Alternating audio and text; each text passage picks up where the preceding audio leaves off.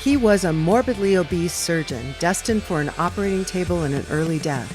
Now he's a rebel MD who is fabulously fit and fighting to make America healthy again. This is Stay Off My Operating Table with Dr. Philip Ovadia.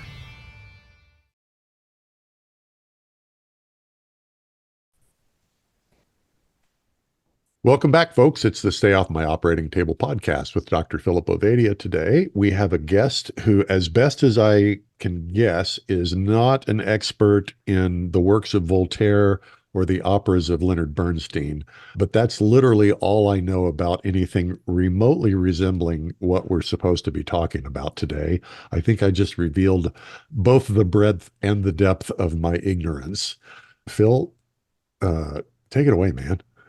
Sounds good. I too am not a expert in either Voltaire or Leonard Bernstein, but so hopefully the guest and I will be on the same page then. Let me interject something about my background. Before I became a health practitioner, I was a professional musician.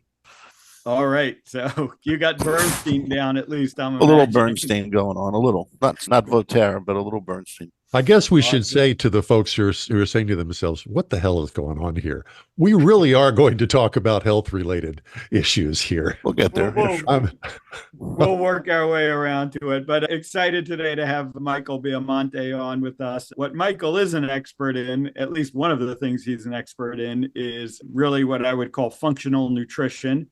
And he's written a book on Candida, and we'll get into what that is and how it relates.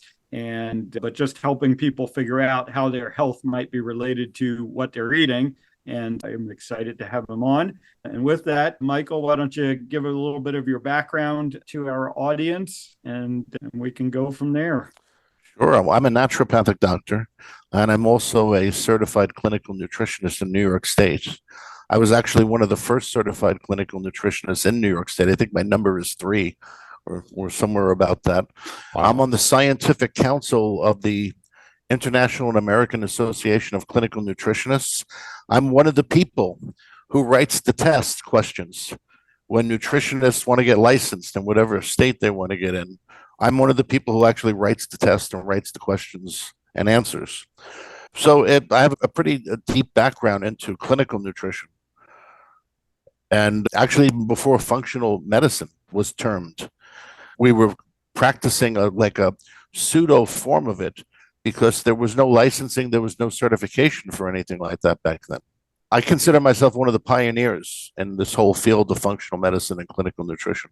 I was very good friends with Carlton Fredericks and Bob Atkins, and both of those gentlemen, also Ronald Hoffman, they were the nurturers of this field in New York City back in the very early 80s. And without them, we wouldn't have University of Bridgeport and so many of the other schools that we have now. Now, Atkins, of course, I know, but the other two names, now I'm not a medical professional, so the other two names mean nothing to me.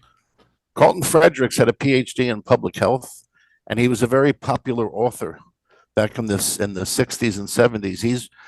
He was the first proponent of the low-carb diet, and he was the first one to bring out the data from Dr. Feingold about children who would eat chemical additives in the food and have behavioral problems. But truly, he was an associate of Dr. Roger Williams, who in the early nutrition field was the person who coined the term biological individuality. Roger Williams was the man who discovered pantothenic acid, which is vitamin B5, and they worked together a lot. And they were known for doing a low-carb approach. They were the first ones who did the low-carb approach. And Dr. Atkins picked up from Dr. Fredericks this idea of the low-carb approach, and he started researching it. And, of course, Bob Atkins is synonymous now with low-carbohydrate diets. Okay. I'm looking here at Carlton Fredericks. Wow. Yeah. Yeah. Okay. Thank you. I admit that I've heard Dr. Frederick's name, but haven't really looked into him. And of course, Dr. Atkins is known by all.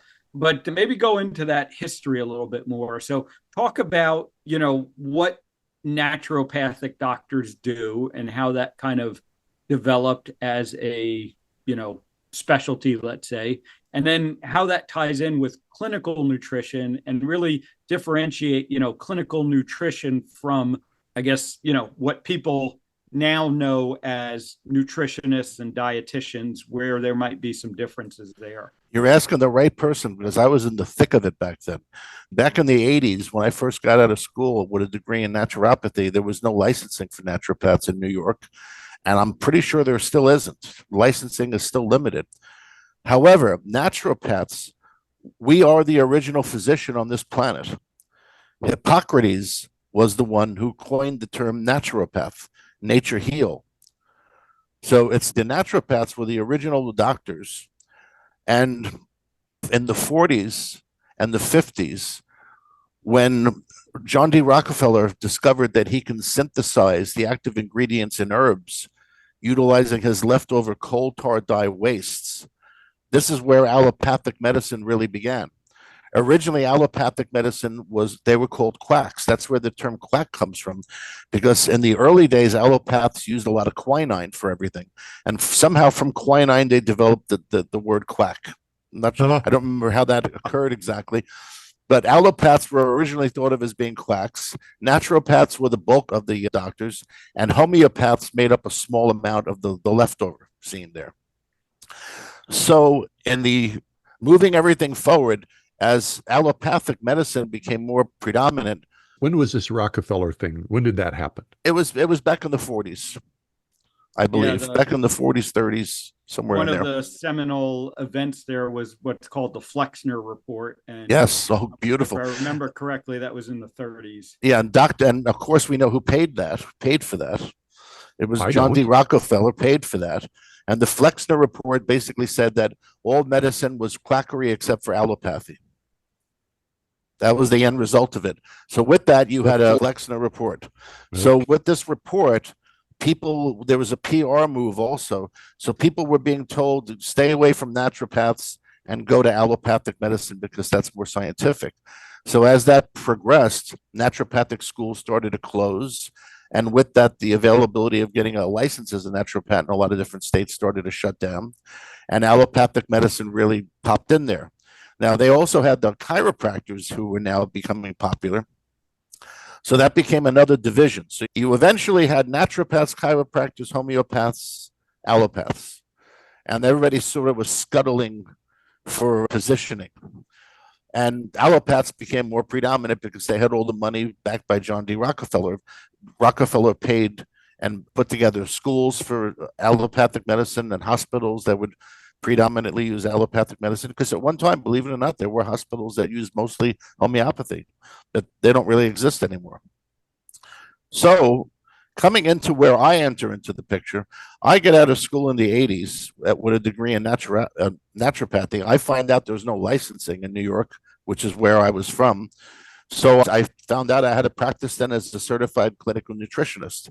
Now, there was no certification for that then, but the New York State was allowing for this. It was sort of something you could do under the table, and as long as you didn't bother anybody, you were fine. But the dietitians came along, and this is what caused what I call now the dietitian wars of the 80s. All of the clinical nutritionists and the chiropractors and people that were using functional nutrition at that time, including people like Gary Null, who was a very prominent radio talk show host, he had a show called Natural Healing. All of these people were unofficially organized at that point. And what happened is the dietitians decided that they wanted exclusive rights to the term clinical nutritionist. And we've later found out the reason why. It was common sense. And it never occurred to me at the time. But when you say to somebody dietitian and you say, what do you think of when I say dietitian? The person they'll say Jell-O. They'll say hospitals, hospital food. Oh, yuck, hospital food, Jell-O. That's what you think of when you hear the word dietitian, because dietitians are the nutritionists who operate in large, institutions like nursing homes, hospitals, and they're the guys who make up the menus there. This was a bad PR image they had. So they decided they wanted to change from the dietitian to being clinical nutritionists.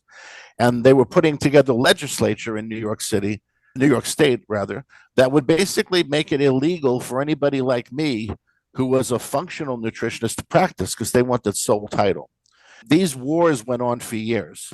And what would happen would be the dietitians would have all this money. They would go to the legislature in New York and they would say, we're the only ones who really should be practicing nutrition.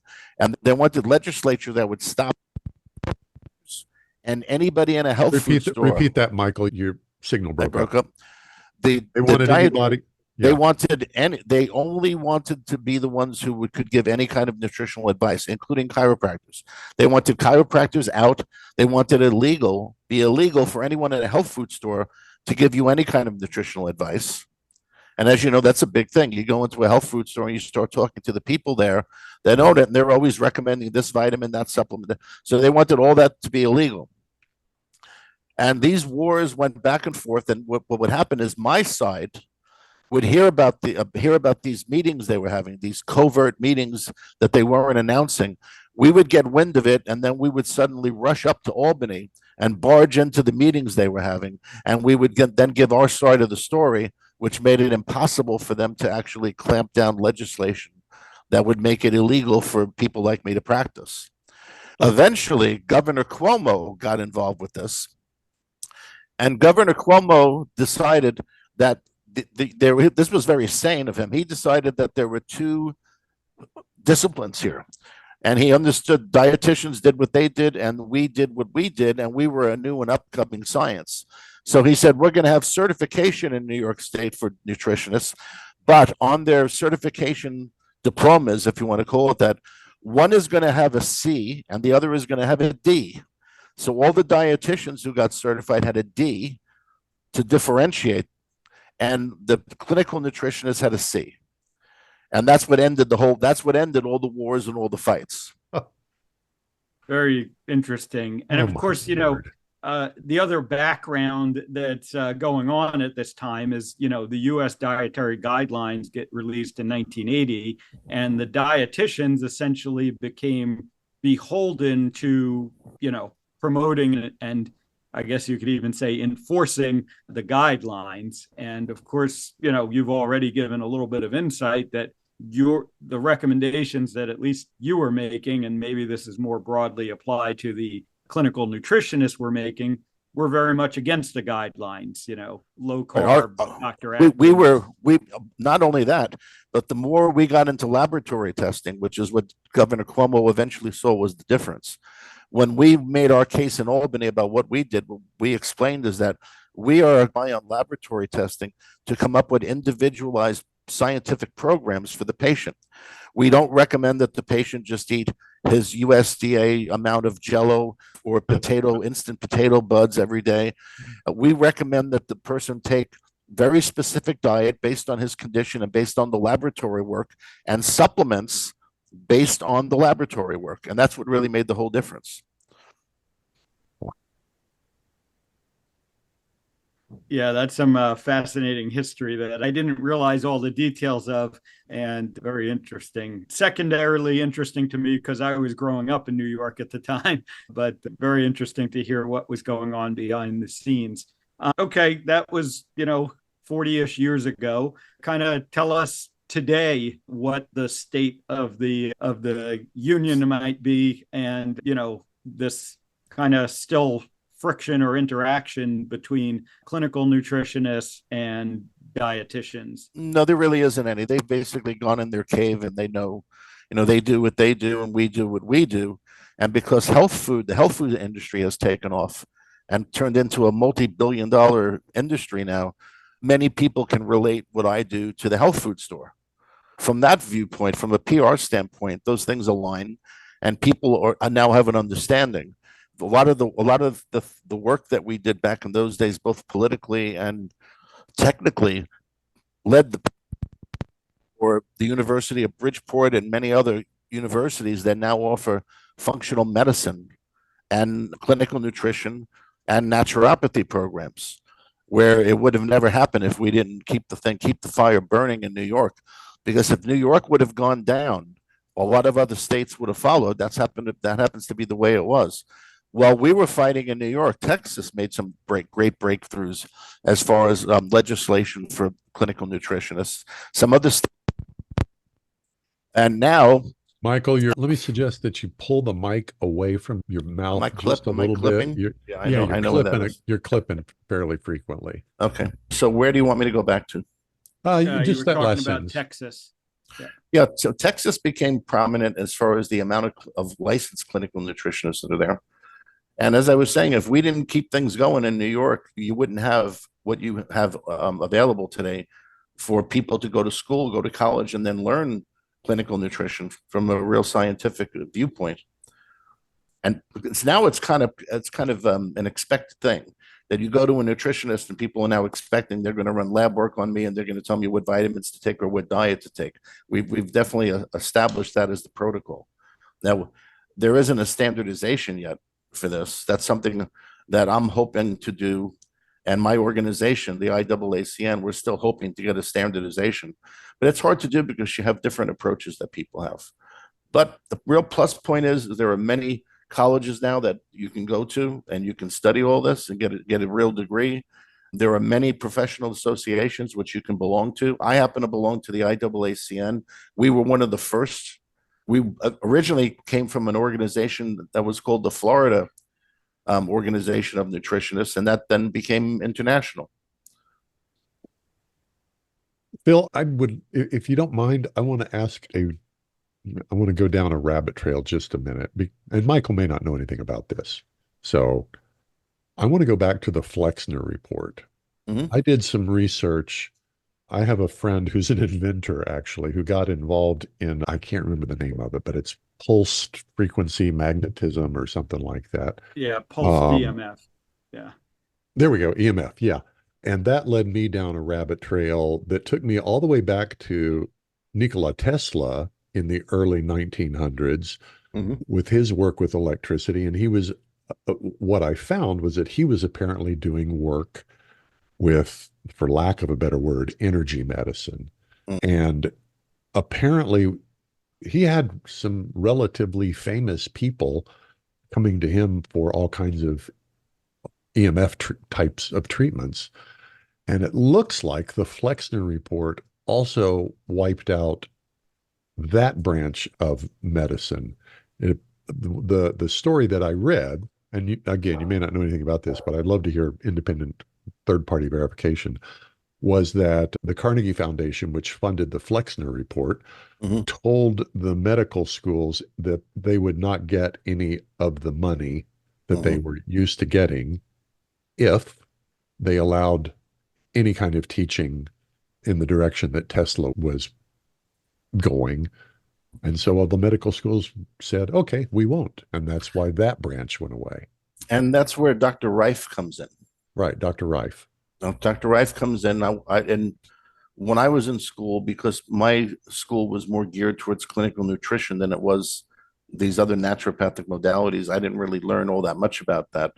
But I do know enough to tell you, yes, that's correct. And that's where Dr. Reif came in with them. And that's where this whole technology of the diagnosis and frequency healing comes in.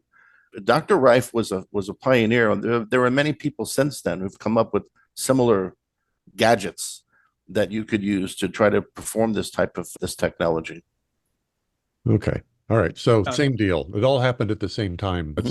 All right. Yeah. And, it's interesting, as I look back, as it was taught to me going down the allopathic pathway, obviously, was that what the Flexner report did is it basically, prior to the Flexner report, there were thousands of what could be broadly called medical schools that were training practitioners of some sort across the U.S. Right. And the Flexner report basically, again, as it was told to me, weeded out, the ones that were not scientifically based, let's say, and left behind, that all medical schools needed to be certified and, along the lines of this allopathic pathway, and that those were the only legitimate medical schools, and kind of cleaned up the landscape, let's say.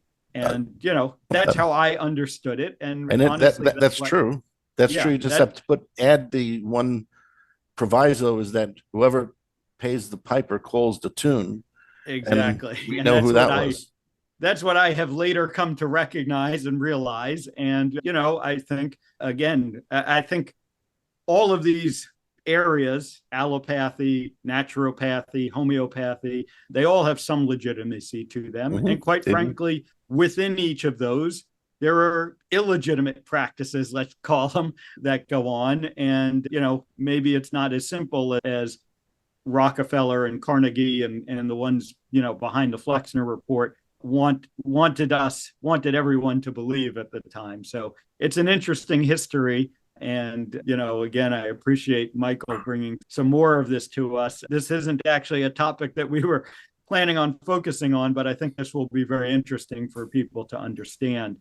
So talk a little bit from a practical standpoint, you as a clinical nutritionist and naturopath, maybe what some of the common conditions that patients might come to you with and how you might evaluate and treat them in maybe a different way than the allopathic system might. When I was in naturopathic school, my focus was on the interpretation of lab tests, particularly blood work, and in using the blood work from a nutritional angle. As an example, I can look at an SMA-24 and I can interpret it completely from a nutritional standpoint, where the person's status is. You're going to have to interpret for me. An SMA-24 is pretty much a standard blood workup that most doctors will do on a patient. Okay. And I can look at that and I can reinterpret each test to what vitamins or minerals or amino acids or what nutrients that chemistry relates to. For instance, an alkaline phosphatase is a good example. That's a standard chemistry in a blood test. And alkaline phosphatase is normally looked at as an enzyme, which if it's elevating, you could have cancer or you could have a broken bone or something like that. When I look at that and I'm saying this is the person's zinc status, because alkaline phosphatase as an enzyme is activated by zinc, and it's also highly associated with your adrenal glands. I would have a different take on these things. When I was getting out of school, I wanted to have a computer that would have all my knowledge in it and all the knowledge of everybody else I could find. And I would enter in a blood test, press a button, and have this thing do this entire report for me. That was my goal. And in having that goal and going around telling people about it, a woman in a health food store told me that you have to talk to this man, Dr. Santoro, who's out in Massapequa. He already has this going on. And she gave me his card. To make a long story short, I called him up and I met with him. And I found out that he was the man who developed the life support systems on the lunar module.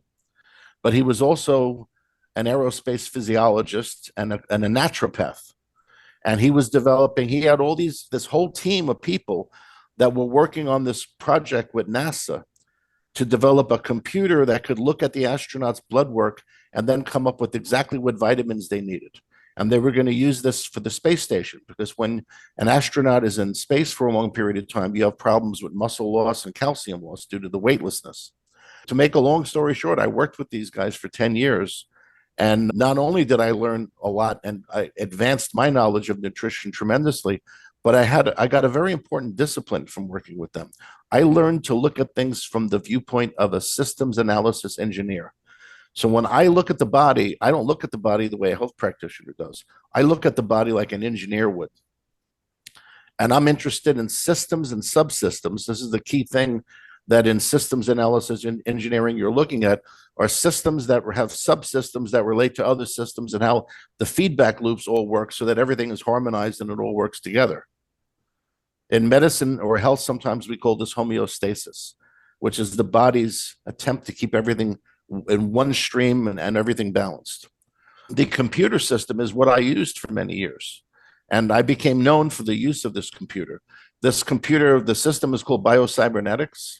Biocybernetics means the biological mechanisms that continue to regulate things and keep things balanced. So patients would come to me and I would run their blood work through the computer and we would come up with programs for them. And we put the person on the program and by God, they'd get better. Their arthritis would get better, their asthma, whatever the problem was, would get a lot better. And we would follow the chemistries. and watch the chemistries improve and watch their symptoms improve. And then one day somebody said, you know, about 30% of all the patients using this system are having weird results. When they take vitamins, they're having toxic reactions to the vitamins. They can't tolerate the vitamins, and it doesn't make any sense. So I volunteered to find out what was wrong with these people. And when my wife tells the story, she said she walked into this room and saw this pile of folders on my desk that was higher than I was. And I was going through all these until 3 a.m, trying to find a common denominator in all these patients. And one day I finally found it. And what it was is they all had Candida. Now, I didn't know what Candida was at that point. What I could identify is that they had some kind of intestinal infection. But then I had them do stool testing, microbiology testing of their stool, and they all came back having Candida. So that's when I set out and trying to figure out what Candida was and how do you handle it. Because I told the patients, I said, you know, we know why you're reacting to the vitamins. You have Candida. You have to go to your doctor and have him cure you and then come back. And I was so naive. People were coming back saying the doctor said there's no such thing as Candida, or the doctor says everybody has Candida. Everybody has Candida. It doesn't make any difference. Candida is an overgrowth of bacteria. Candida is an overgrowth of a fungal organism, Fungus. which also can become a yeast. Candida is a chameleon-like organism. It's called the dimorphic organism, meaning dimorphic means live in 2 states. So Candida can flip from a fungus to a yeast in a heartbeat, just back and forth.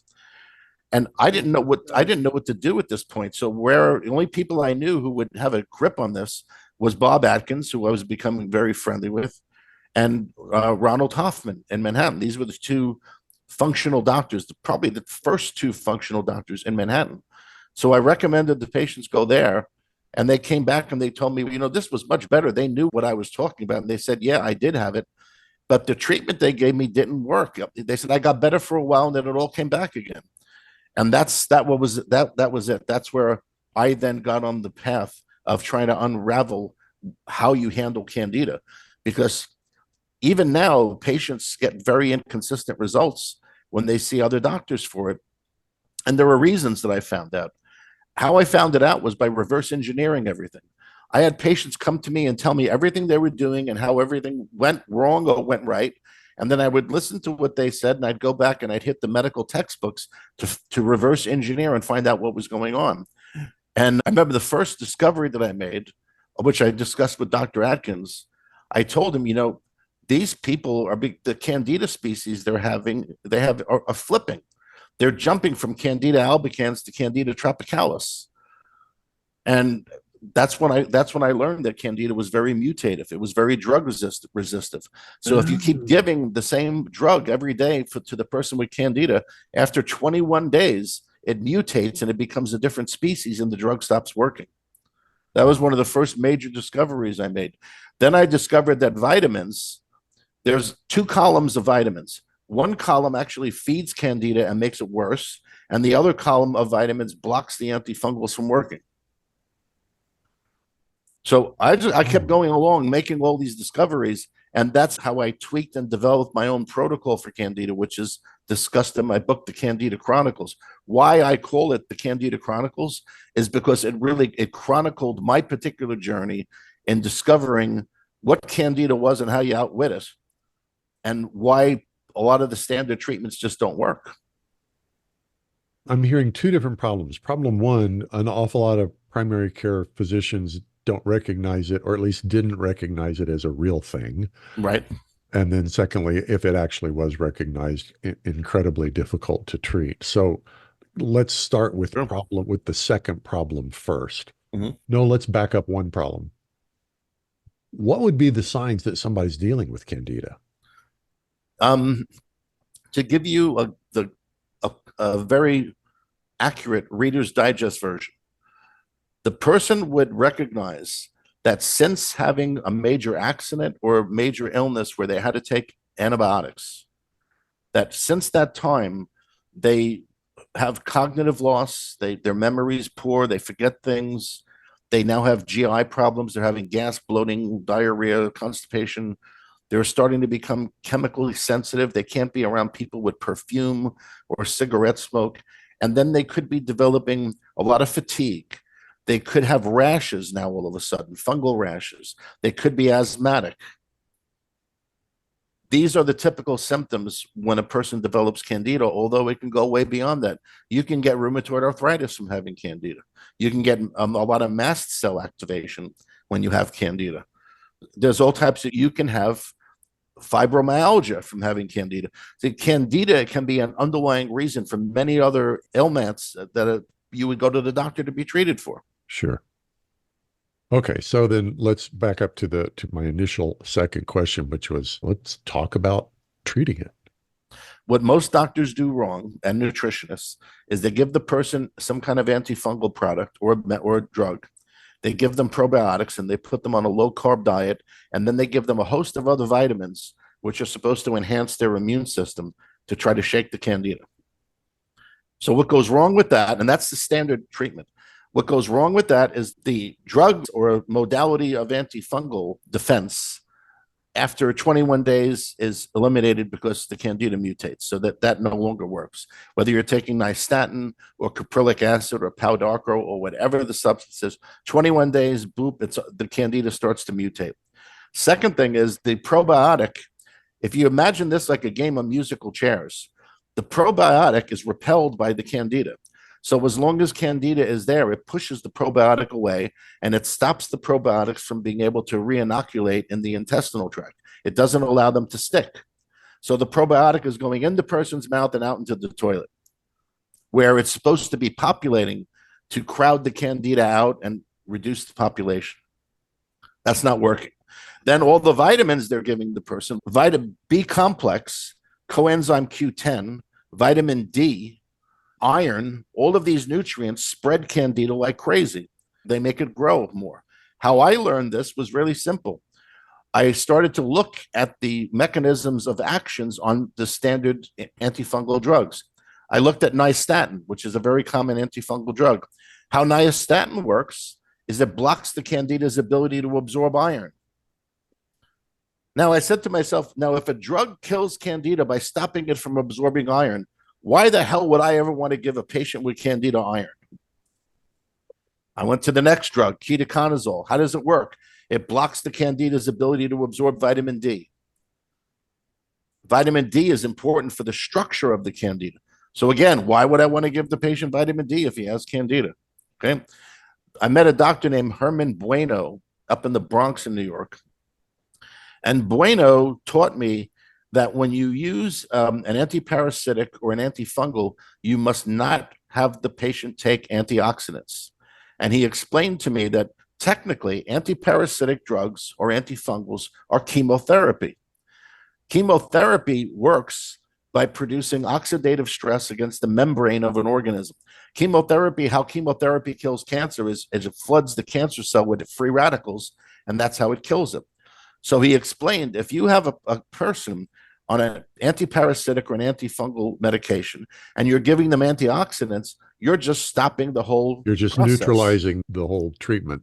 Exactly. Very interesting. You know, circling back to how might someone have an indication that they have Candida, you know, of course, some of the common ways that at least we perceive that Candida presents can be with vaginal infections in women. Mm-hmm. You can get toenail, you know, fungus, right. You know, under armpits, you know, some of those jock itch, groin itch, fungal infections. Yeah. And so talk about how that plays into that. It sounds like what you're saying is, you know, the Candida can be a lot more, it is a lot broader than that. It's like the analogy would be the tip of the iceberg. Yeah. Would be the analogy, because those are obvious recognized symptoms of Candida, but they represent only a small amount of symptoms. My own personal thing I have that I take umbrage with is when a doctor will go to have a patient come, the patient has chronic vaginal yeast infections, and they go test them for HIV, or they insinuate that you must have HIV, because it's thought of in mainstream that in order to have chronic Candida, you have to have HIV or be in end stage of cancer or something like this, which is completely not true. And they scare the hell out of the patient when they do this. There are so many more patients who have chronic candidiasis than have HIV. So that's the first thing I just want to put out there. So just in case a listener gets stuck in that maze, it's completely not true. They shouldn't get scared about that. That's just a practitioner with no experience.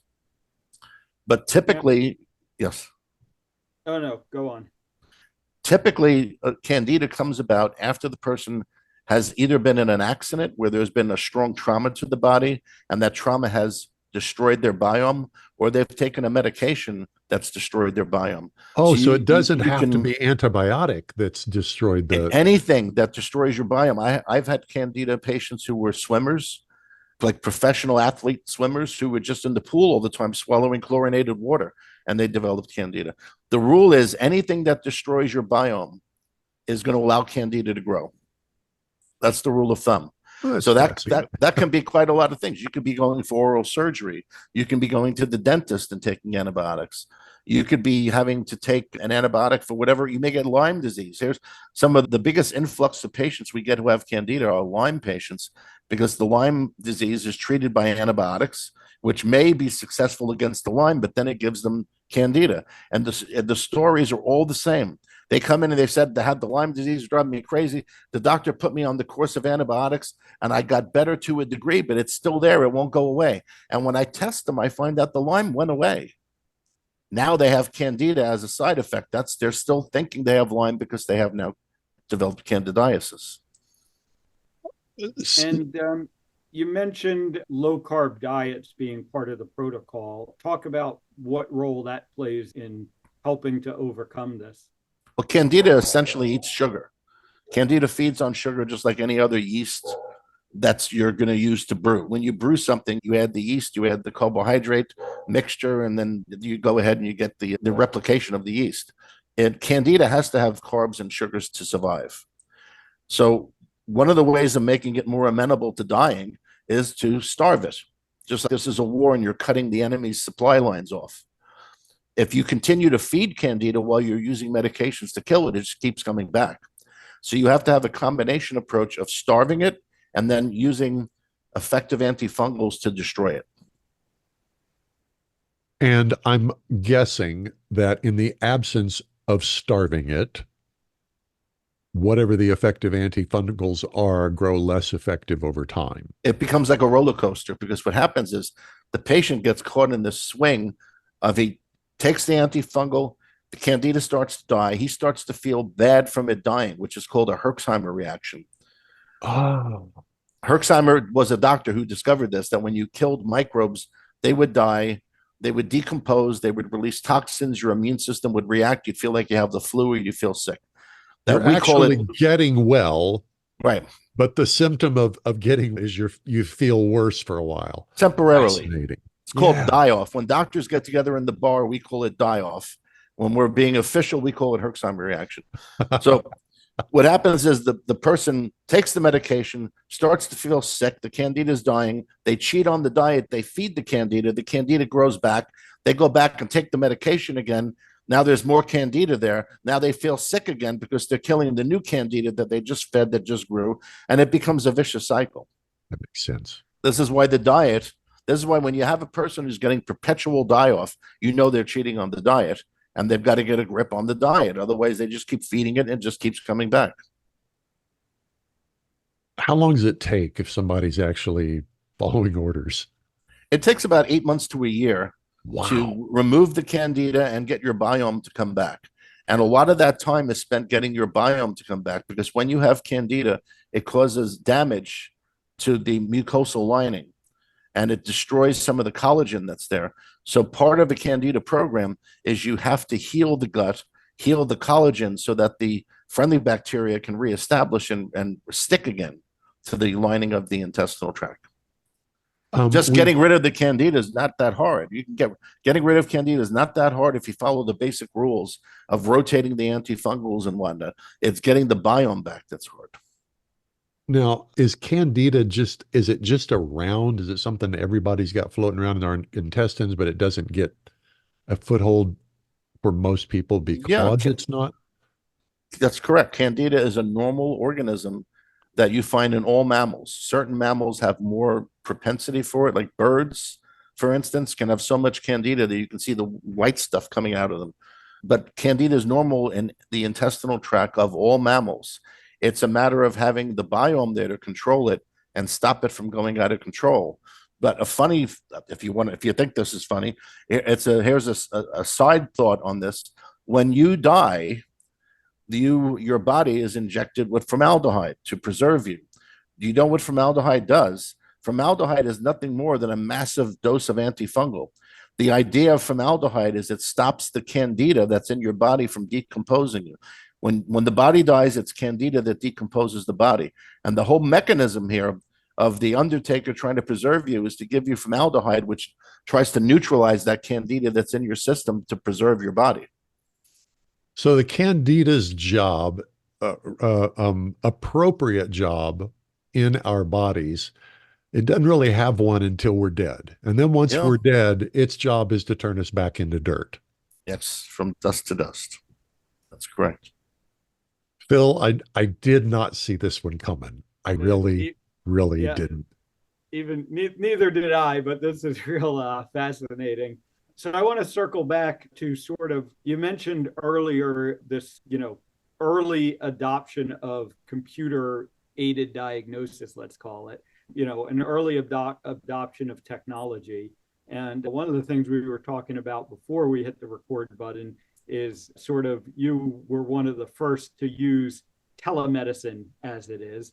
So I'd like to hear a little bit more about how you started doing that, and maybe that leads into what you're doing today, because certainly people listening to this are going to want to know, how might I work with you? How do I figure out if this is an issue for me? When I got out of naturopathic school and started to become popular on the East Coast, I had some patients who would come to me and they say, "Gee, do you know somebody who does what you do in Texas or wherever?" And I said, "I really don't," because what I was doing was kind of unique at the time. So they asked me if I would call their relative up on the phone and maybe help them somehow, make some recommendations. And I think the first phone consultation I did was in 1986. I think, actually it was in 86, because I remember the Mets were in the World Series that year. And that just boomed. Gooden. I remember What's that? Yeah, Doc Gooden. Doc Gooden. I remember 1986, by the way, myself included. Yeah. Keith Hernandez, Doc Gooden, Darryl Strawberry, who unfortunately just had a heart attack, Darryl Strawberry, unfortunately, but he recovered well. But that's where it started. So when I started, then the people who I was speaking to by phone in Texas, they said, "I have an uncle who's in Washington, and maybe you can help him." And it just kept rolling. And it got to the point where by 1998, half of my practice was all by phone. And then when the internet came in and we started getting these platforms like Zoom and these others, we just went completely virtual. So now I see people all over the world virtually, and we handle their case. My practice is completely set up to handle people that are in other countries and other states. Oh, other countries as well. Other countries, yes. The other countries are a little harder with the lab work. It depends on whether or not they have affiliates here in the U.S. But in the United States, it wouldn't make any difference to me. I'll tell you the funniest thing is that we have had patients who physically lived 100 yards away from our office in apartment building complexes, and they have done consultations over the internet. They have not, very rarely ever came into the office.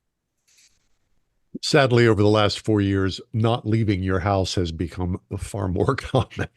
Yeah. Even before COVID, though, this was still a matter of convenience, I guess, to that degree for these people. Speaking of COVID, let me sneak something in here. Sure. Let me sneak something in. During COVID, we got a lot of people with Candida relapsing. Patients who we hadn't seen in 10 years, 8 years, whatever, all of a sudden were coming in and saying, "I'm relapsing. The Candida is coming back. I don't know why." I did find a Japanese study which showed that the COVID vaccine causes Candida.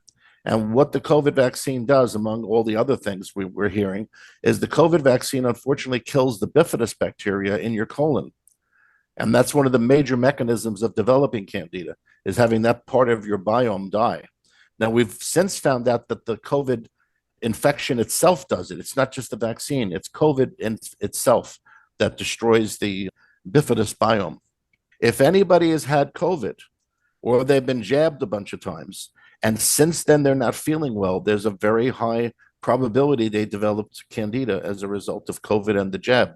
Just the list of symptoms all by itself, it's kind of diverse, and it ranges from, it sounds like, from mild irritation to debilitating. Yes, that's true. You know, one of the things that we try to do here is give people actionable steps they can take. And probably the first actionable step would be deciding whether or not I should get checked for Candida. And so what I like to tell people is try to make a timeline and try to plot on the timeline when the majority of these strange symptoms all occurred, these symptoms which may be disrelated, but when they occurred, and then go earlier and see if you can find a place where you were taking steroid medications, you were taking antibiotics, you took a lot of antacid medications, because all of these things disturb your biome. See if there's, like in some cases, the person recognizes they had surgery. Another case, they'll say, that's when the doctor started me on all these medications. That's when I got in the car accident. They'll find something they can align. And if you're having, especially the key symptoms, which usually are chronic GI complaints, bloating, gas, the person will notice that when they eat sugar or carbs, they don't feel right. That could make the GI symptoms worse, or it makes them spacey. People with Candida are notorious for getting absolutely intoxicated on a very small amount of alcohol and having the worst hangovers in the world. Oh. Very interesting. There is a Japanese strain of Candida which actually causes so much fermentation in the body that the person could be declared legally intoxicated just by eating a bunch of bread or a bunch of rice. There was a House MD episode about that 20 years ago. My God. What is it? Auto intoxication or something? Auto intoxication comes from Candida. Yeah. I shouldn't laugh, but oh my Lord. Yeah, okay. This is probably the point where I'm sorry, Phil, your mic's a little bit low, so I'm having trouble hearing you. Oh, I'm sorry. Yeah, I was just going to say there have been some trials around that and some certainly case reports, and it's very interesting. I just want to, before we wrap up, I want to play devil's advocate a little bit. Awesome. Because I know there'll be a few in the audience thinking this. You've kind of described a complex that can be applied to almost any situation. The symptoms are so diverse, and you even mentioned a bunch of diseases and saying all of these could have a relationship, could be potentially. And then you kind of set up with, very difficult to treat, difficult to diagnose properly. Some people, might be left thinking that this is kind of just, out there, this is just, Yeah, but the difference is getting tested. So you can be tested to confirm whether you have it or not. So that I think nail that down. And if someone is there and they have maybe some of these things that you mentioned and they're experiencing some of these symptoms, talk a little bit about how do you nail it down so that then you can figure out, do I need to go down this path of treatment, which quite honestly is not easy to do, it sounds. No, but the testing always dictates the treatment, because in every case, the microbiome is different. In some cases, the Candida exists with parasites of different kinds. In some cases, the Candida exists with different pathogenic bacteria like Klebsiella or Pseudomonas or other bacteria. And speaking of which, that would be a biome test. That would be a stool test that you do.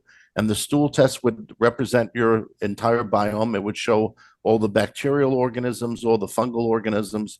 And the correct stool test to do would be one of the modern ones, which is now a DNA stool test.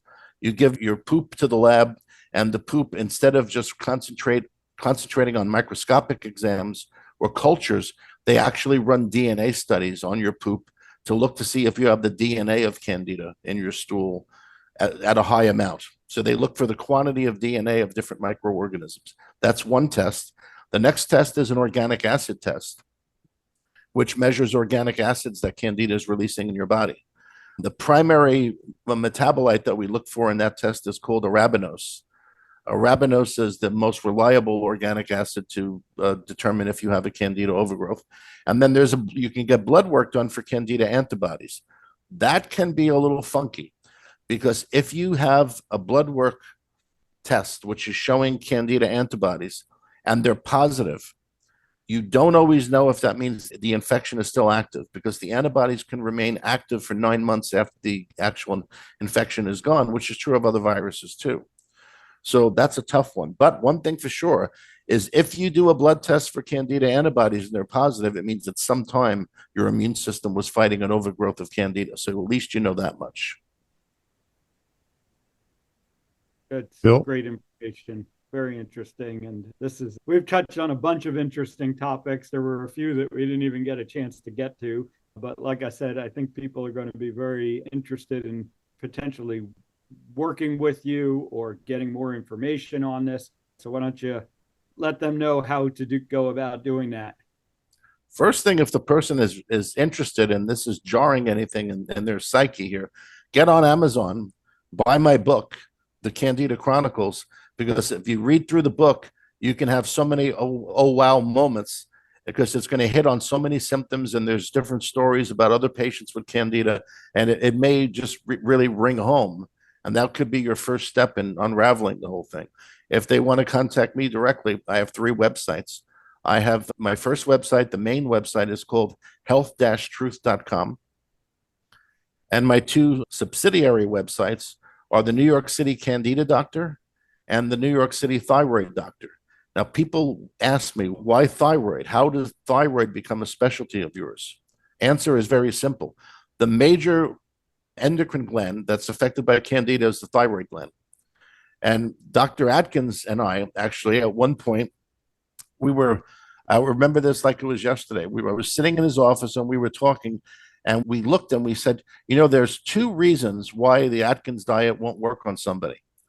And he told me the first reason is they have low thyroid and they can't properly get into ketosis.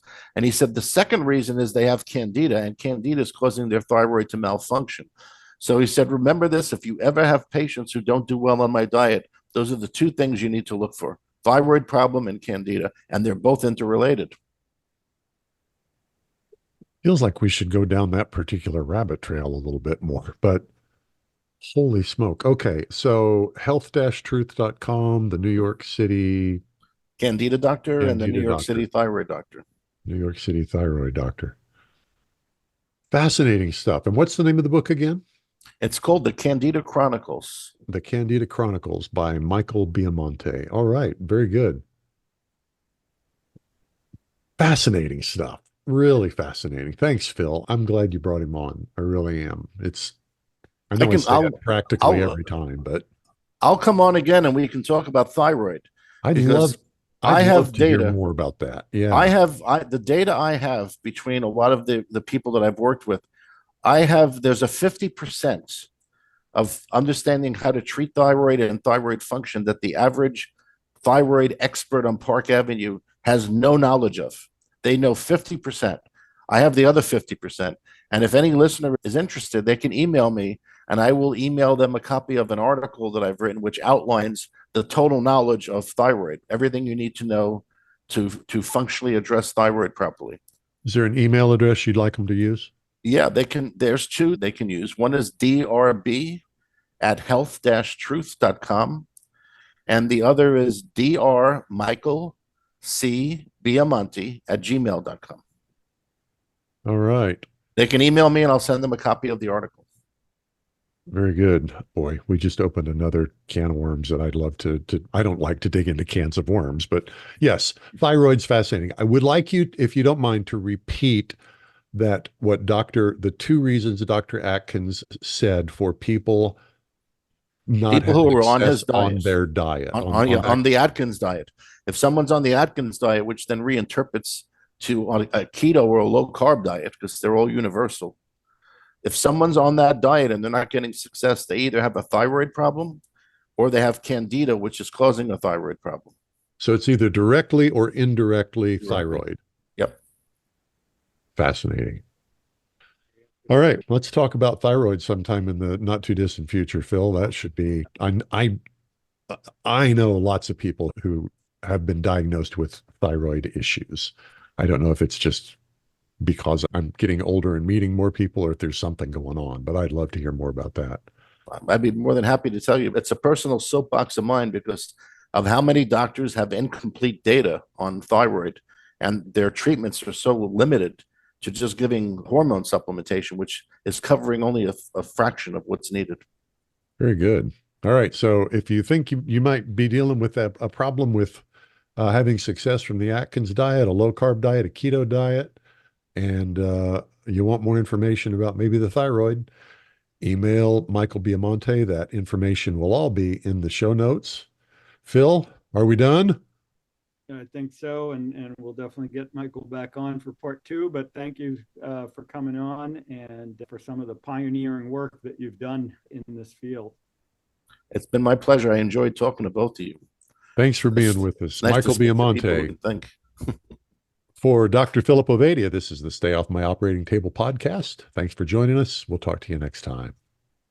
Chances are you wouldn't be listening to this podcast if you didn't need to change your life and get healthier. So take action right now. Book a call with Dr. Ovadia's team. One small step in the right direction is all it takes to get started. Contact us at ifixhearts.com/talk. That's ifixhearts.com/talk.